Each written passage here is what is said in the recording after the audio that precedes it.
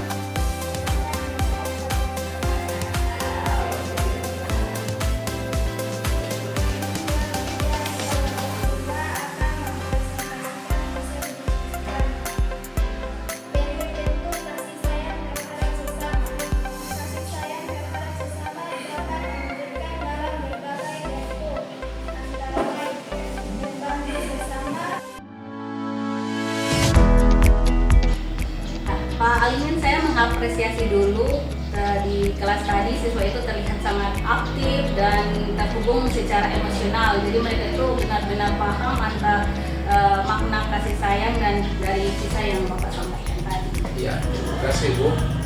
Hanya saja saya merasa waktu diskusi agak panjang karena siswa terlalu semangat berbagi cerita. Ya, jadi itu tandanya pembelajaran Bapak berhasil. Tapi supaya waktunya lebih efisien, mungkin bisa dicoba di awal Bapak buat kesepakatan waktu. Jadi misalnya waktunya 7 menit, kemudian diberikan kode atau sinyal ketika waktunya sudah mau selesai. Iya Bu, saya akan minta kepada ketua kelompok jadi pengatur waktu juga. Nah itu ide bagus, jadi saya senang Bapak mau mencoba solusi. Jadi kreativitas Bapak lewat pohon kasih sayang yang tadi sudah terlihat bisa dikembangkan lagi ke proyek lintas materi mata pelajaran maksudnya. Jadi bisa dikaitkan dengan aksi menjaga lingkungan atau kampanye anti. Wah, bisa sekali Bu. Insyaallah itu membuat nilai agama lebih kuat ke sekolah.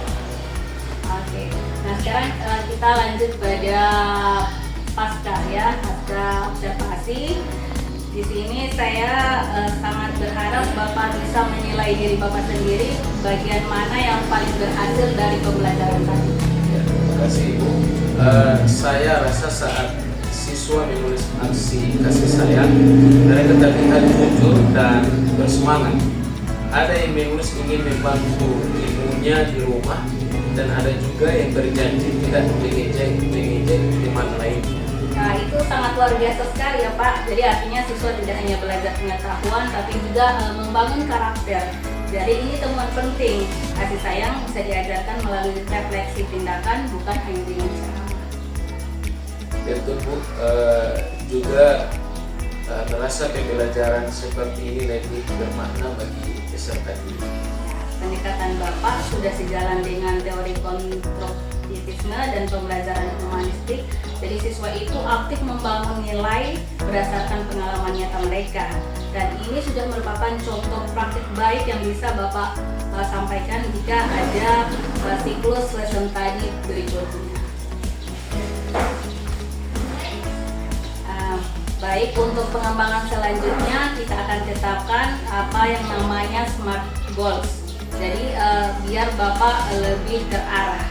Jadi karena ini tujuannya adalah SMART, singkatan dari S. Di sini S-nya itu spesifiknya adalah meningkatkan efektivitas waktu diskusi dalam pembelajaran mata pelajaran Bapak. Kemudian M-nya adalah yaitu siswa menyelesaikan diskusi misalnya dalam 7 menit, kemudian presentasinya 3 menit.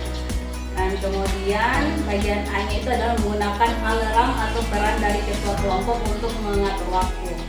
Kemudian untuk relevannya adalah kegiatan itu lebih reflektif tapi tetap fokus dan dalam hal ini seperti yang sudah Bapak tadi materinya adalah fokus pada sikap kasih sayangnya. Dan untuk temponya adalah ditetapkan pada mungkin 2 kali pertemuan untuk pertemuan minggu depan. Saya sangat bangga nilai kasih yang Bapak ajarkan tadi itu dan tampak dari cara Bapak mendengarkan siswa dengan sabar dan itu teladan yang nyata bagi mereka. Ya, terima kasih Ibu Amna. Saya benar-benar banyak belajar lagi. Refleksi ini membuat saya sadar bahwa mengajar itu bukan hanya mentransfer ilmu, tapi menumbuhkan hati. Iya, jadi betul sekali Pak, dengan kasih sayang dan refleksi, guru bukan hanya mengajar, tapi juga menuntut siswa untuk membangun karakter yang lebih positif.